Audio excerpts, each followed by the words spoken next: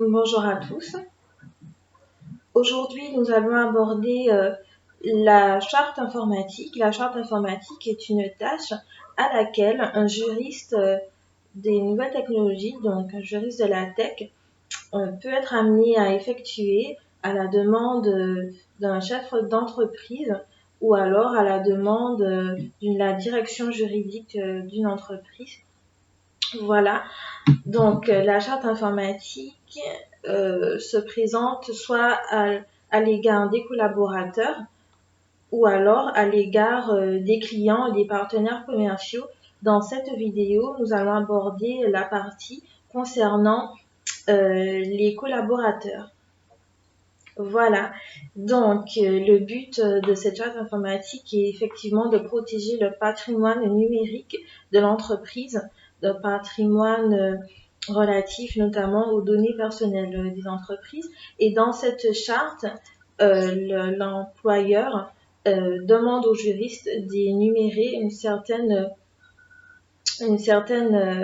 réglementation pour la vie quotidienne au sein de l'entreprise, comme qui s'accompagne de la charte intérieure, mais également c'est une politique contractuelle de sécurisation des données. Voilà, donc nous allons aborder ce sujet. Effectivement, depuis la loi pour la République numérique en date du 7 octobre 2016, mais également des dispositions de l'article L 1222-9 et L 1222-10, 11 et voilà, 10 et 11, nous avons donc un panel ensemble législatif qui permet d'asseoir à cette charte numérique un certain nombre de particularités légales. Effectivement, donc elle justifie la collecte de bonne foi, cette charte. Et si vous avez un problème au niveau du contentieux numérique, la charte atteste donc de votre bonne foi et a une valeur probante indéniable. Il s'agit donc de rappeler les règles de conformité aux utilisateurs et voilà, sans quoi vous vous exposez à des sanctions pénales et administratives, mais ça, il faudra le mettre par écrit par votre juriste. Donc, le juge, lui, il s'attache à ce que cette charte soit le plus explicite possible, donc avec le maximum de définitions légales et le maximum de précision afin de pouvoir traiter votre dossier comme il se doit. Voilà, donc tout d'abord, nous allons aborder les règles. Donc les règles, il y en a plusieurs, il faut savoir qu'il y en a plusieurs. Il y a des règles affiliées à votre poste de travail, les règles affiliées à l'usage de la sécurité informatique, les règles affiliées à l'usage de l'Internet, donc aux plateformes Internet, et également aux données de fichiers, mais également à la messagerie numérique auquel le salarié de votre entreprise est soumise. Il s'agira également dans cette vidéo d'aborder l'usage et l'accès à distance, mais également l'usage des réseaux sociaux que font vos salariés et qu'est-ce que votre employeur envisage dans ces conditions. Et nous aborderons également une partie sur les sanctions. Je vous donnerai un exemple de quelques jurisprudences et de textes notamment liés au secret d'affaires ou au secret professionnel qui peuvent vous aider. Donc, ce sont des informations non négligeables. Et enfin, je finirai par la procédure, c'est-à-dire quelle procédure le juriste doit adopter afin de faire valoir la charte informatique devant les tribunaux notamment. Voilà. Donc, premièrement, nous allons voir les règles d'usage des postes de travail. Donc là, il s'agira de la bonne pratique, l'utilisation du poste de travail, mais également des règles affiliées à vos mots de passe, que ce soit les mots de passe qui doivent respecter, vous savez, une sécurité relative aux caractères spéciaux, donc les 10 caractères spéciaux, les majuscules, un chiffre, minimum une majuscule, minimum un chiffre, et un caractère spécial, point d'interrogation, un arrobase, etc. Vous êtes amené aussi dans cette charte à écrire si le badge de vos salariés est d'usage doit être renouvelé. Donc, si votre salarié s'identifie dans votre entreprise avec un badge digital ou alors avec la biométrie ou en faisant un code confidentiel, donc des biométries de sécurité et d'usage. Donc ça aussi, vous pouvez le préciser dans votre charte. Voilà, mais vous devez, tout en précisant les droits d'entrée numérique que votre salarié utilise, vous devez également préciser les droits de sortie que ce salarié sera amené à utiliser dans ce poste de travail, c'est-à-dire notamment le droit à la par exemple le droit à la déconnexion ou alors au changement d'un mot de passe ou un renouvellement du badge. Donc là, en ce moment, avec tout ce qui se passe au niveau du télétravail, il est vrai que le gouvernement met l'accent en priorité dessus. Donc votre salarié bénéficie du télétravail. Effectivement, ça peut être peut soulever beaucoup de préoccupations juridiques, mais sachez néanmoins que l'article 8 de la CEDH pose le respect entre la vie privée des salariés et celle des entreprises, ce qui s'accompagne également avec l'article 9 du Code civil. L'article 9 du Code civil qui pose également le principe de la vie privée, mais à cet égard, la Chambre sociale a eu à se prononcer plusieurs fois, à cette disposition. Donc effectivement, l'usage que vous allez faire de votre ordinateur, qu'un salarié va faire de son ordinateur dans un espace privé, qui est donc sa chambre ou alors son bureau, voilà, peu importe l'endroit de la maison, est soumis à un principe général, un principe au niveau des libertés fondamentales et individuelles du respect de la vie privée. Je ne m'étendrai pas plus longtemps dessus, car à la fin de cette vidéo, je vous ferai un exemple jurisprudentiel d'actualité sur cela. Voilà. Ensuite, en ce qui concerne l'usage de la sécurité informatique, donc ici, le juriste est amené à préciser le rôle de l'entreprise et à préciser également la responsabilité pour les utilisateurs. Il s'agira néanmoins de savoir combien de temps on doit passer devant l'écran, si l'ordinateur est énergivore et consomme beaucoup d'énergie, adapter ses temps de pause pour pouvoir reposer l'écran et éviter le dysfonctionnement de l'outil informatique qui est mis à votre disposition, qui peut se dégrader, voilà, qui peut perdre de la valeur, notamment donc voilà, nos les écrans qu'il faut pouvoir préserver. Donc, et il est normal qu'un employeur puisse préciser si cette disposition a un intérêt, un impact pour la sauvegarde de son matériel. Mais également, si votre salarié est amené à faire des logiciels, voilà, des logiciels ou des solutions informatiques, il faudra bien préciser que ces solutions, voilà, sont de la propriété et restent sous la garde du propriétaire qui reste l'employé ou le dirigeant d'entreprise, et qu'en aucun cas un salarié peut s'approprier, notamment du point de vue du droit des propriétés intellectuelles, cette œuvre créative qui restera donc à la propriété de votre employeur. Voilà. Ensuite, nous passons à l'usage d'Internet. Donc, cette partie est très importante également, puisqu'en fait, le but, c'est d'expliquer dans la charte informatique si le salarié a le droit d'aller sur des navigations externes, comme des sites pornographiques ou alors des jeux d'argent. Il s'agit de préciser pour l'employeur un niveau de tolérance notamment pour les recherches qui sont afférentes à des sites concurrentiels de votre société. Donc, à ce moment-là, il y a des règles de concurrence déloyale ou je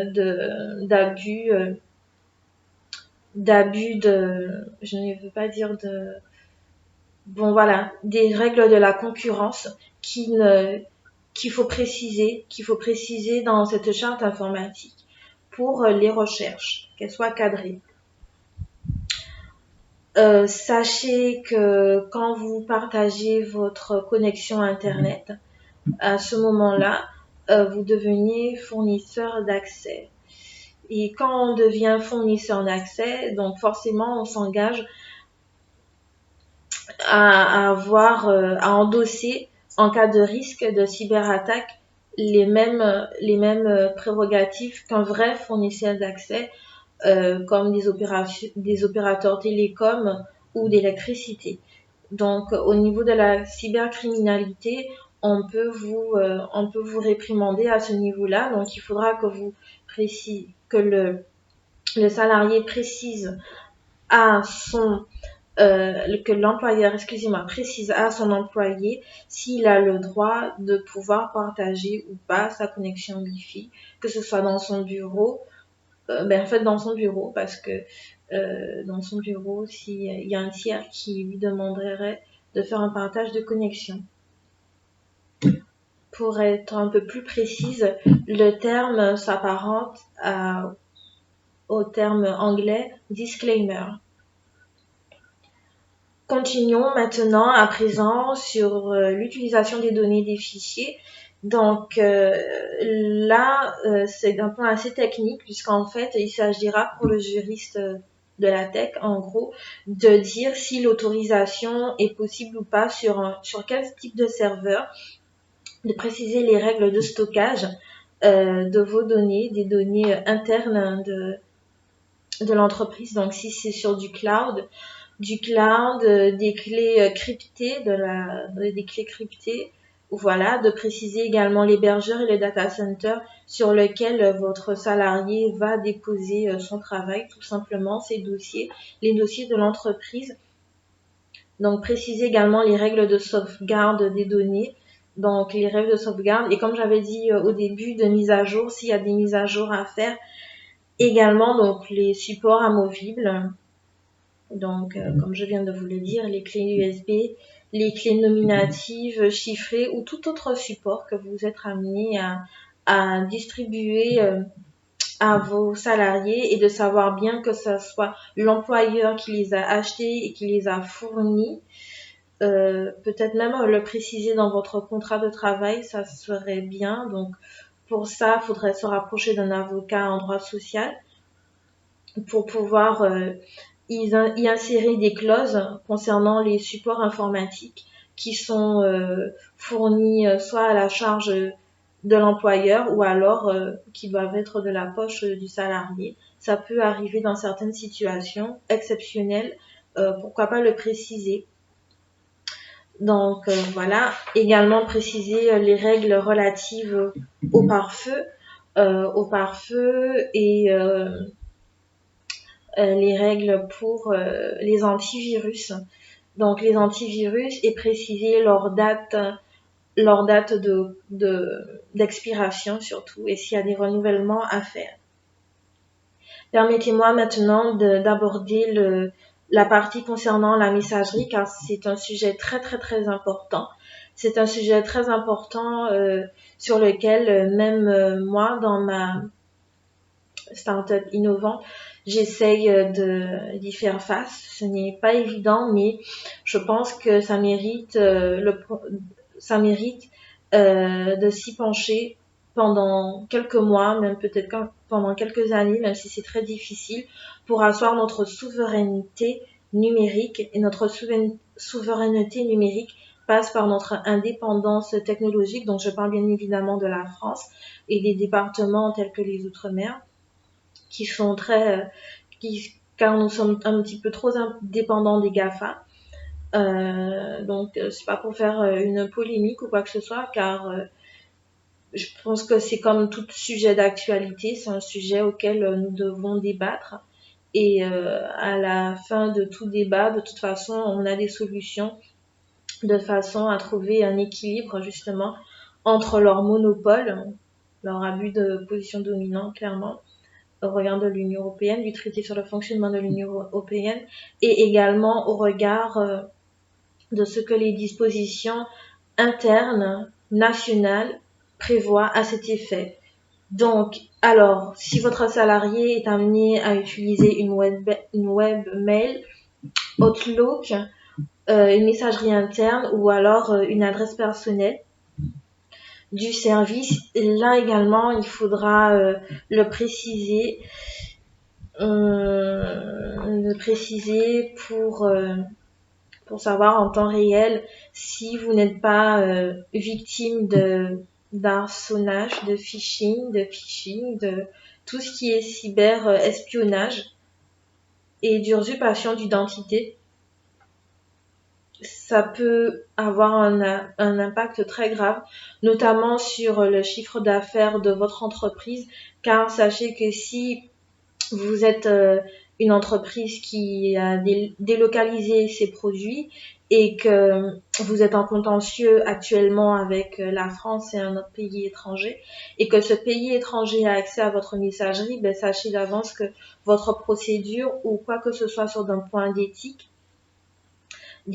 est compromis et nécessite justement de se rapprocher vers des experts, que ce soit l'ANSSI, la NSI, la CNIL, pour pouvoir vous accompagner à ce niveau.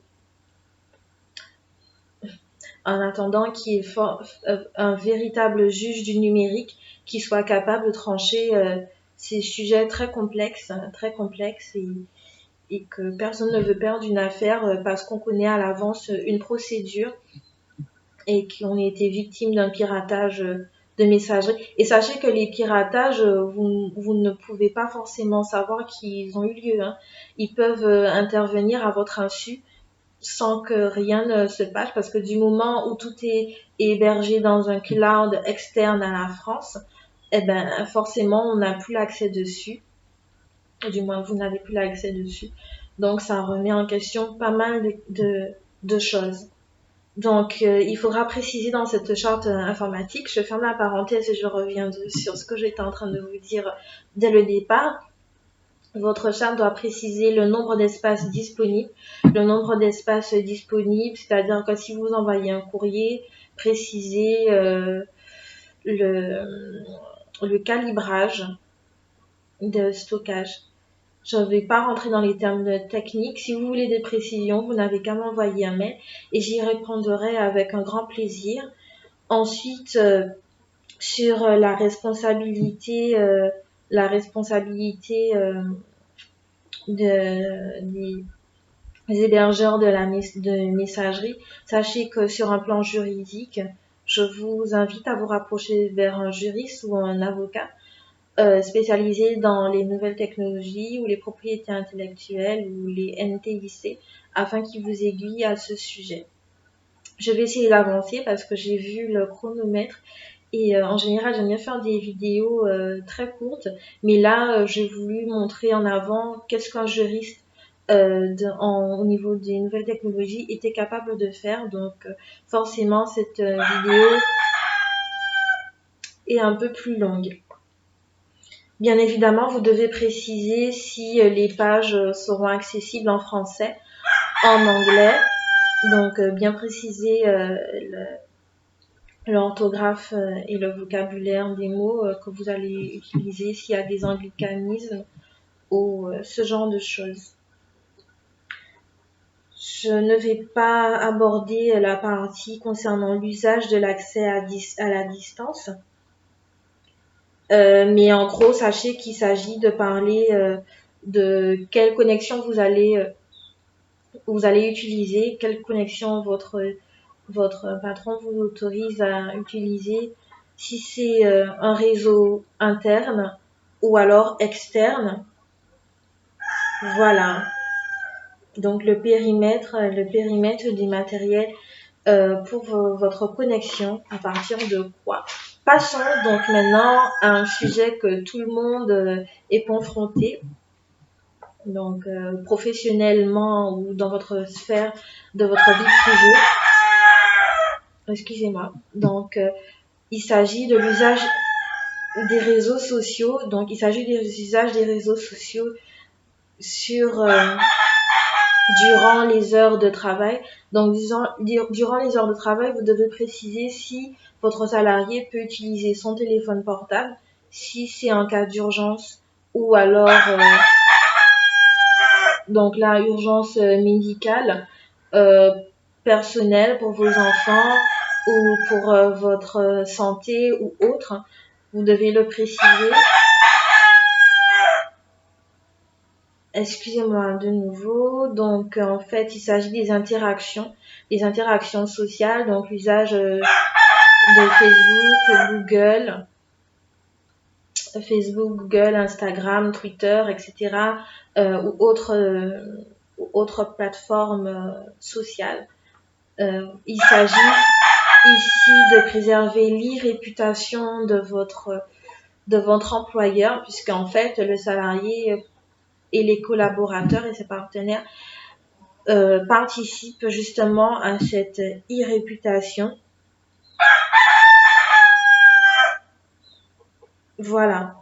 Donc, je vais passer maintenant brièvement aux sanctions. Brièvement, mais c'est une partie vraiment très importante. Il s'agit de dire pour le juriste, donc à quelles sanctions s'expose le salarié ou l'employeur qui n'aurait pas équitablement, vous savez, respecté ce que une partie s'engage à faire par rapport à l'autre. Donc, vous pouvez également préciser s'il y a des droits de ODR, donc les droits de remboursement, si vous faites par exemple vous utilisez une plateforme d'e-commerce pour n'importe quel type de produit. Sachez que vous devez dire comment vous comptez rembourser vos clients. Donc ça c'est très important également à écrire dans la charte. L'utilisation des règles informatiques, donc je ferai un petit point juridique dessus. Voilà, donc est soumis à des sanctions et ces sanctions sont régies aux articles. Donc, mais en fait, il y a plusieurs sanctions, hein. Mais les sanctions les plus courantes sur la fraude du système de données sont régies effectivement par le code pénal aux articles 323-1, mais également à l'article 226-13 du code pénal afférent au secret professionnel. Et par principe, le secret d'affaires est régi à l'article L 151-1 du code de commerce. Donc la jurisprudence a eu à traiter récemment, les tribunaux ont eu récemment à traiter dans deux affaires significatives. L'une en date du 4 décembre 2015 et l'autre du 22 octobre 2014 sur ces aspects justement, donc portant sur le respect de la violation de la charte informatique par les collaborateurs qui devaient justement les respecter. Et la cour de cassation réunie dans sa chambre sociale s'est alignée bien évidemment avec ce que les juristes et les avocats avaient prévu dans la charte informatique, soumettant les salariés à la respecter. Donc en fait, il ne s'agit pas forcément d'être sur le point de la répression pure et simple, d'être trop strict, mais vraiment de faire passer le message qu'il faut faire très attention et de faire attention à la réputation, surtout de l'entreprise, parce que si elle est sujette à des cyberattaques sur Internet ou des fraudes, ben forcément sa réputation sera impactée et il est plus difficile de se remettre de cela que d'avoir affaire à une amende qu'on peut payer, voilà, ou des sanctions administratives. Mais la réputation, après, on perd confiance, on perd une certaine crédibilité sur le marché, notamment vis-à-vis des investisseurs. Donc voilà, donc à côté de cette charte informatique, je vous conseille, il y aurait peut-être, en fait, c'est une information, pas un conseil, mais je vous informe simplement qu'il existe une charte de gouvernance des données. Et la charte de gouvernance des données est très importante. Et pour cela, il faut approfondir le RGPD, le Règlement général sur la protection des données, car il s'agit d'une procédure en interne sur la conformité de sécurité. Voilà, donc je pense avoir fait un peu le tour sur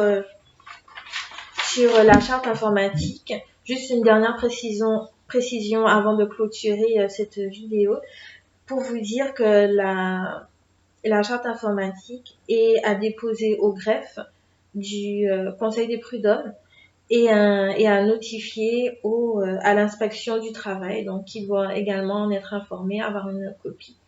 Je vous remercie beaucoup pour votre attention, pour votre écoute, et je vous dis à très bientôt.